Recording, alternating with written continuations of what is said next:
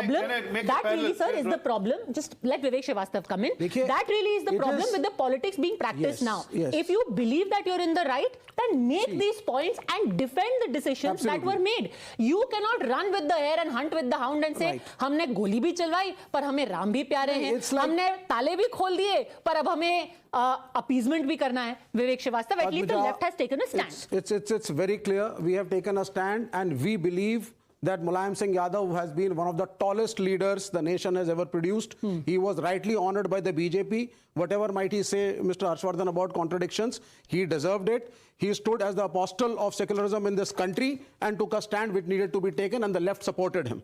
That is the first part. Second part, if you in 1992, 6th of December, a structure which may be disputed, may not be disputed, which could be a mosque, which could be a mandir, which could be anything. If a mob goes and breaks it and destroys it without the court permission, without the permission of the authorities or the administration, this is mobocracy, and it should not be welcomed, which is being welcomed by the BJP and the RSS. It is being welcomed by the Congress and the Samajwadi Party. The illegal breaking of the structure. No, you are welcoming the Ram Mandir. Are you welcoming the Ram Mandir or not? Let me complete. But the Ram Mandir won't have been made. I very clearly said that the desecration of the structure was wrong. Absolutely. The stand is very clear. But sir, here is the thing. Either you expect that people are not seeing through your disingenuous argument. If you are saying today that you welcome the Ram Mandir as it stands, then that Ram Mandir would not have been possible if the Babri Masjid. I am not supporting every single element of the Ram Mandir construction. I am on the broad idea of the construction of the temple. The construction of the Ram Mandir, as per the court orders, is not linked to the mobocratic destruction of that structure. And the court, they are two different things. And very clearly for Mr. R.P. Singh to hear, if he reads the 500-page Supreme Court judgment, in the end the court concludes that it is a matter of faith, and section 142 विशेषाधिकार के तहत इसको मंदिर बनाने का order दिया गया है, जिसको देश के सबने मेंशन. तो ये कहना कि ढांचा अगर भीड़ ना तोड़ती तो मंदिर कैसे बनता, ये गलत है. In the same judgment, let R.P. Singh respond to this. In the same judgment, court has also said that demolition of the disputed structure was a criminal act. Yes. RP Singh ji से एक सवाल और है. बोलिए. कि हम तो राम मंदिर की बात करते हैं और 6 दिसंबर की बात करते हैं, लेकिन आरपी सिंह जी जब सरकार थी बिहार में तो 7 दुर्गा भक्तों पे गोली चली थी और बिहार में उनको मार दिया गया था एक प्रोसेशन के दौरान. उस पे आरपी सिंह साहब क्या कहेंगे, जरा प्रकाश डाल दीजिए. वो क्या था आरपी सिंह साहब? आप ही की सरकार थी वहां. Thank you so much. Chief minister कौन था?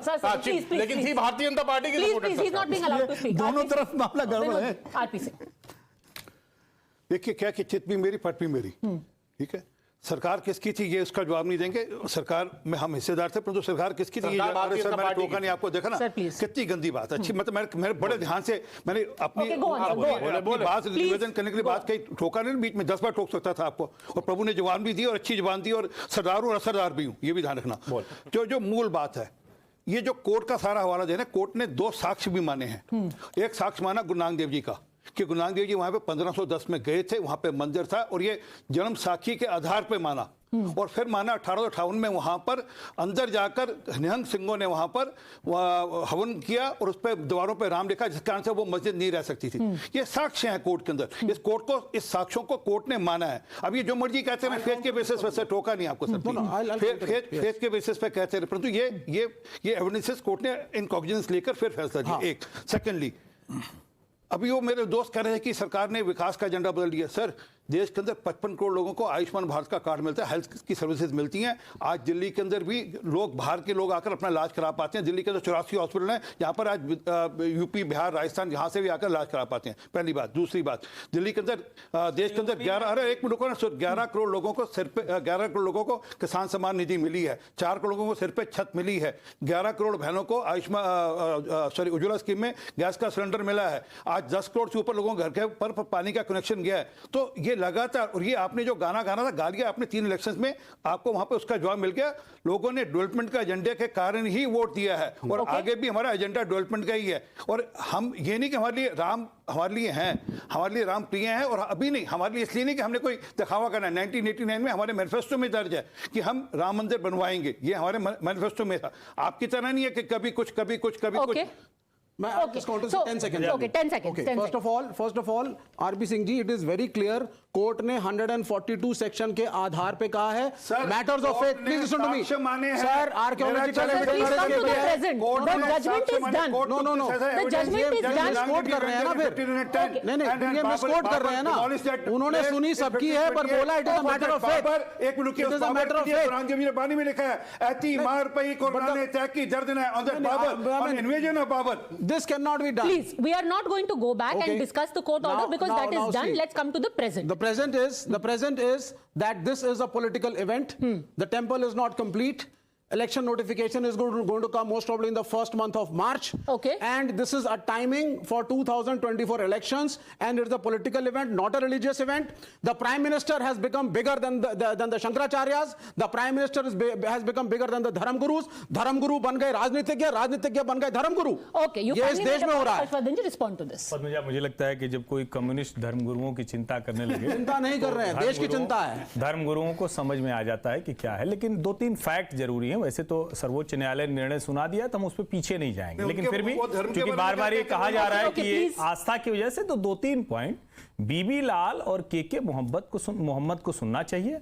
जो पहली आर्कियोलॉजिकल सर्वे ऑफ इंडिया की जो कांग्रेस सरकार में हुई थी, वो कोई भाजपा सरकार में खुदाई नहीं हुई थी. उसके बाद बहुत लंबी लड़ाई हिंदुओं ने लड़ी और इस देश के हिंदुओं ने, जिसको कहते हैं ना कि सेकुलरिज्म, तो फ्रॉड वाला सेकुलरिज्म नहीं, रियल सेकुलरिज्म दिखाया और बाबरी के लिए जगह दी गई. जिस बाबर ने इस देश पर आक्रमण किया, अब वो तो मंदिर तोड़ा गया, उसको तो जन्मभूमि मस्जिद कहते थे. जो अयोध्या के लोग हैं वो जानेंगे, बाहर के लोगों को तो क्या पता कि वहां.